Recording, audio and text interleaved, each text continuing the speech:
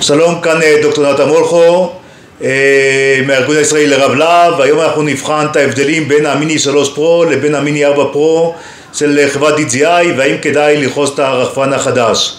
כידוע, DJI פרסמה ויצא בסיווג של DJI מיני 4 פרו החדש, רחפן מסדרת המיני, דהיינו עד 250 גרם. היתרון שלו שבחוץ לארץ לא נדרש לרשום את הרחפן, עדיין מחייב רישיון, אבל לא נדרש לרשום את הרחפן כרחפן. בישראל נכון להיום, לפי הנהלים הקיימים היום, הרחפן עד משקל 250 גרם לא נחשב ככלי טייס, ולכן גם פטור מכל הוראות הטייס שחלות עליו. עוד פעם, לא פטור מדיני נזיקים ודינים אחרים שחלים עליו, דיני הזהירות וכדומה, אבל כן פטור מרישום ומכל הפעולות האחרות שנדרשות בישראל, וכנ"ל לגבי העולם. אז נתחיל ההבדלים. קודם כל, המיני 3 פרו ומיני 4 פרו כשמקופלים נראים באותו גודל פחות או יותר. ההבדל המשמעותי היחידי רק שבמצב ספורט, במצב נורמל וסינמטק ברחפני מיני 3 הוא טס יותר באיטיות, כאשר במיני 4 במהירות הספורט והנורמל הוא טס עד המהירות המקסימלית, וניתן דרך השלט עצמו, דרך התוכנה, דרך האפליקציה, לקבוע מהירויות שונות. כלומר, להגביל אותי במהירויות לפי הקביעה שלי ולא לפי התוכנה עצמה של הרחפן. השאלות עצמם, שתיהן שואלות רגילות ושואלות פלאס.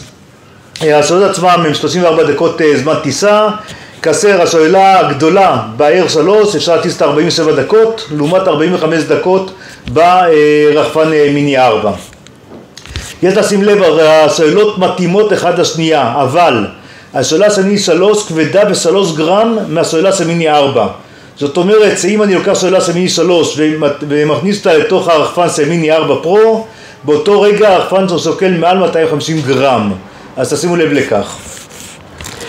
טווח הטיסה בשניהם זה בין 18 ל-25 קילומטר. הלוויינים גם כן 3 סוגי לוויינים, GPS, גלילאו וביידו, ככה זה בכולם, בשניהם רחפנים זהים. ברחפן מיני 4 החדש יש זיכרון פנימי של 2 ג'יגה-בייט. אנחנו עדיין לא מבינים למה לא שמו כבר 8 ג'יגה או משהו דומה לזה, כי המשקלים כמעט זהים, אבל כרגע יש 2 ג'יגה וזה דבר משמעותי, כאשר אתה מגלה בטעות שהכרטיס שלך מלא, הכרטיס בזיכרון כבר מלא, ואין לך כרטיס זיכרון אחר פנו לידך, אתה יכול מיד לעבור לכרטיס הפנימי, מה שלא ניתן לבצע במיני 3 פרו. ההתנגדות לרוח היא זהה בשתי הרחפנים, שניהם יכולים לטוס במהירות בנגד רוח של 39 קמ"ש. בדקנו את זה גם במצבים אחרים, ואני מזכיר לכם, ככל שהרוח יותר חזקה, ככה הסוללה נגמרת הרבה יותר מהר בשל הלחימה ברוח מצד הרחפן.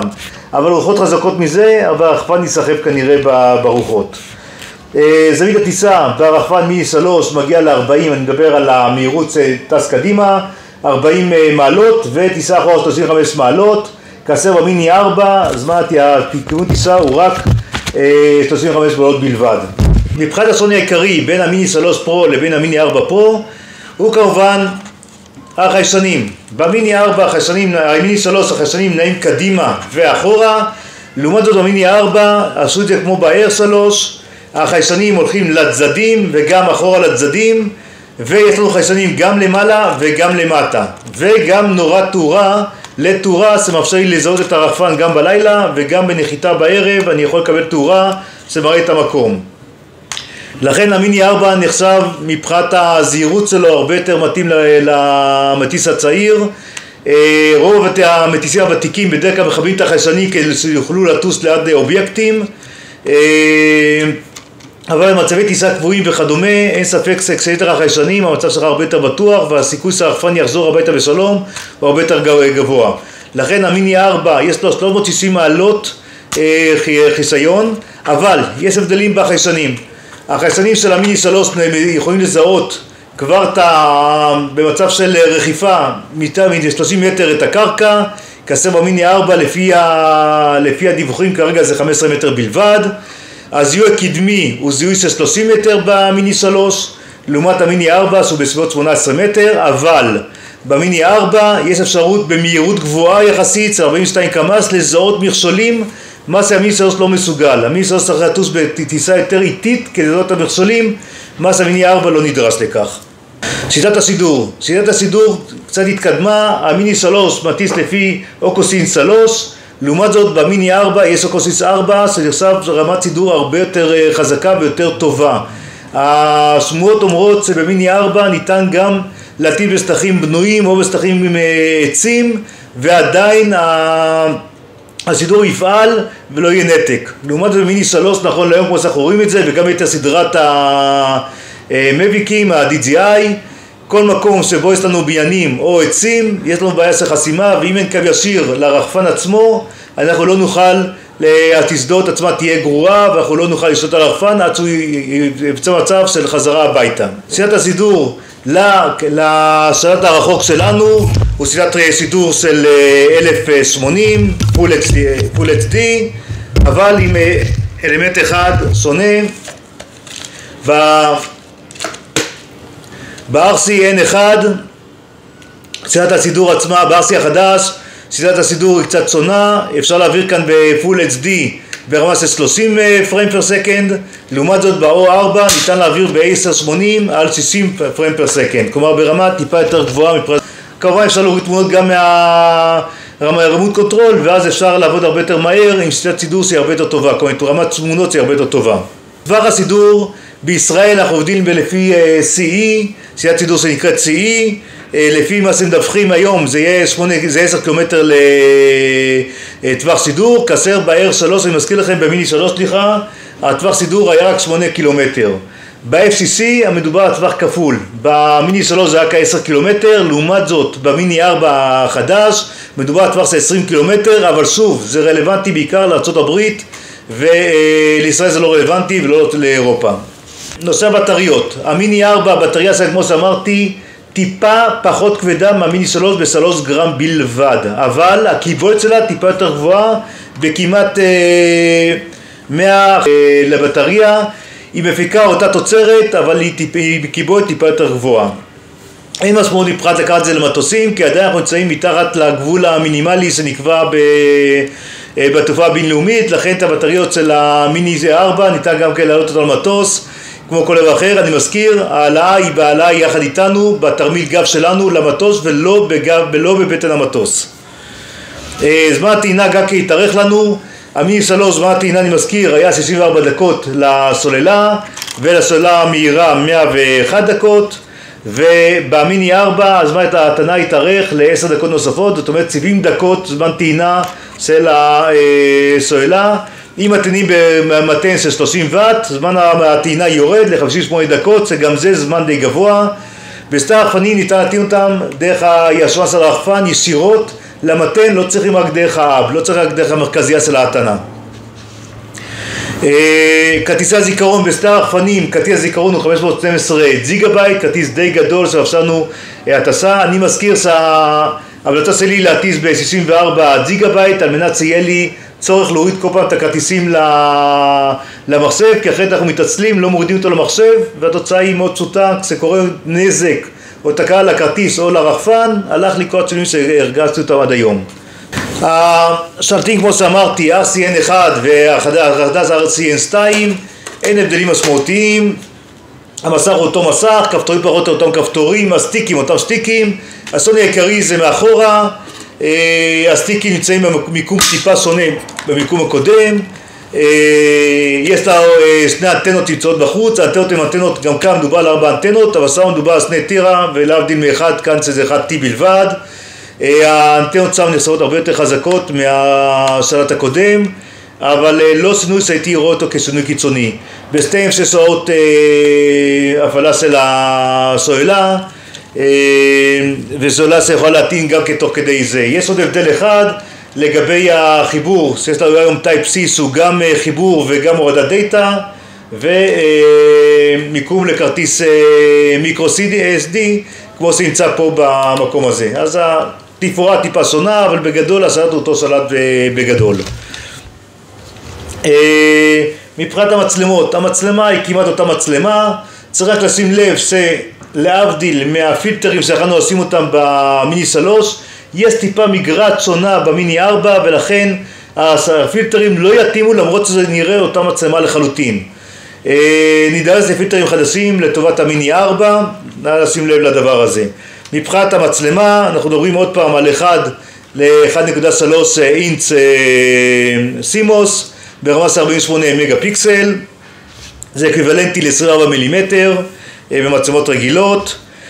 טווח האיזו של מיני 3 הוא בין 100 ל-6400, כאשר בווידאו בלילה במיני 4 טווח האיזו גדל ל-100 עד 12,800 באיזו, ככה שיש לנו אפשרות לצלם גם ברמת תאורה מאוד מאוד נמוכה.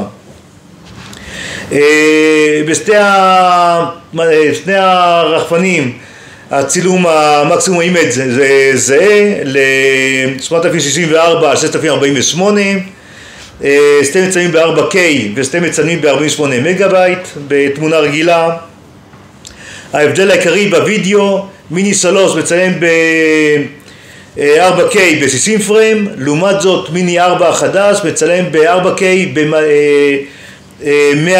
פריים פר סקנד, ובפול HD הוא מצלם ב-200 פריים פר סקנד, כלומר ברמה איטית מאוד מאוד גבוהה. אופה, אני לא נדרסתי הפעם לרמות כאלה, כשאני מצלם בדרך כלל, אם אני רוצה לצלם מים, רכסי מים וכדומה, אני מגיע ל-60 פריים פר סקנד, אבל עצם האפשרות שקיימת, ניתן להשתמש בה גם כמובן לכל מיני צילומים מקצועיים. הקבצים נתמכים כמובן ב-XFAT, להבדיל מהמיני 3, שתמך גם ב-XFAT וגם עד 32 ג'יגה ב-FAT 32, שזה המערכת הקודמת של שמירת קבצים. מבחינת תמונות, המצלמה מיני 3 צילמה ב-12 מגה פיקסל וגם ב-48 מגה פיקסל, כנ"ל מיני 4. ההבדל העיקרי רק שמיני 4 מאפשר לנו תמונה של 48 מגה פיקסל ב3 פרמים, מה שאין לנו במיני 3. עוד פעם, מאפשר לנו עריכה יותר טובה בהמשך במחשב, בבית. מצבי צילום, מיני 3 ומיני 4 בסטיים יש לנו גם את הקוויקסוט, אני מדברת על דרוני, אליקס, כדור אסטרואיד וכדומה, וגם את המאסטר שוט, זאת אומרת מצלם את כל התמונות יחדה ומצאנו סרטון. ההבדל העיקרי ביניהם שבמצלמה הזאת במיני 4 ניתן היום לעשות אקטיב טראק ב-360 מעלות, כולל קיבוע איזה זוויות אני רוצה שהוא יצלם אחריי, כלומר האם ילך רק מצד ימין שלי או ילך מסביבי ויחזור. הדברים האלה לא אפשר לעשות אותם במיני 3, במיני 4 זה כבר קיים. אני מניח שמתישהו יסדרג התוכנה וזה יועבר גם ליתר הרחפנים, נכון היום זה קיים רק במיני 4.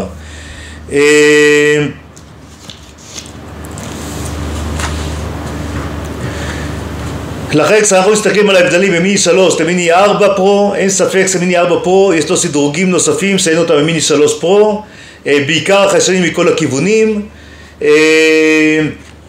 והאקטיב טראק שהרבה משתמשים בו והוא מאוד נוח.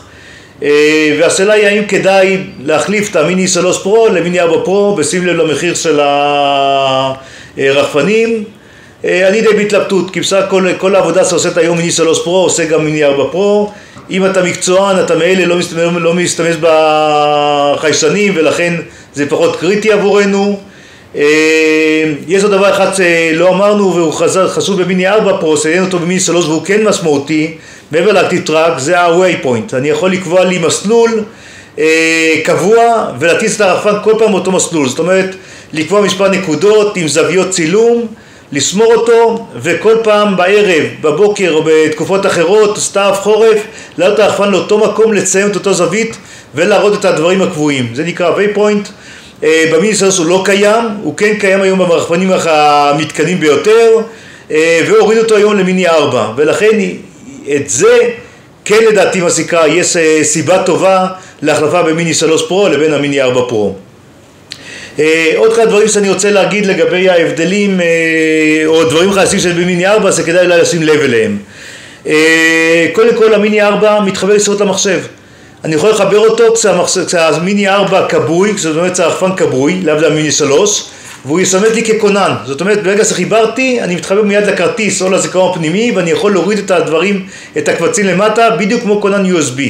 המיני 3 זה לא קיים, אני חייב להדליק את המיני ולכן יש לי בעיה של חימום, בעיה של לפתוח את הזרועות וכל הדברים האלה. הפילטרים של מיני 3 לא מתאים למיני 4, אני אומר עוד פעם, הבטריות כן מתאימות, אבל הן טיפה יותר כבדות, הפילטרים של המצלמה לא זהות, ואי אפשר להחליף בין אחד לאחד, למרות שזה נראה אותה מצלמה, אותו גודל והכל אותו דבר. במיני 4 יש תאורה תחתית, מה עשינו במיני 3? מאפשרנו למצוא אותו, הפעלה דרך השלט, מאפשרנו למצוא אותו בקלות בלילה, מה עשינו במיני 4, במיני 3.